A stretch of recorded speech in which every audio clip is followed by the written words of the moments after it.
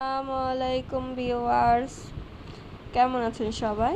আশা করি সবাই খুব ভালো আছেন।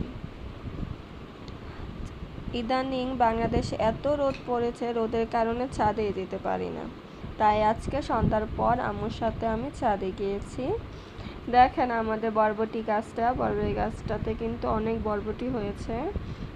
আপনারা খেয়াল করলে দেখতে পারবেন আমাদের বরবটি গাছে কিন্তু ফুল আসতেছে, ছোট বরবটি ধরতেছে, বরবটিগুলো বড় হইতেছে। এই যে বড় বরবটি, মাশাআল্লাহ অনেক বড় হয়েছে, লম্বা হয়েছে। এই যে দেখেন, এটা হচ্ছে পাকা বরবটি। ওইখানেও আমরা বরবটিটাকে পাকাইতেছি যাতে আমরা এখান থেকে বীজ সংরক্ষণ করে নতুন করে আবার বরবটি গাছ লাগাতে পারি। এভাবেই কিন্তু আমরা বরবটি গাছ বলেন, সিম গাছ, এগুলার 1-2টা সিম বা 4-5টা সিম, 2-3টা বরবটি পাকিয়ে যদি আমরা বীজ সংরক্ষণ করে রাখি, তাহলে পরবর্তী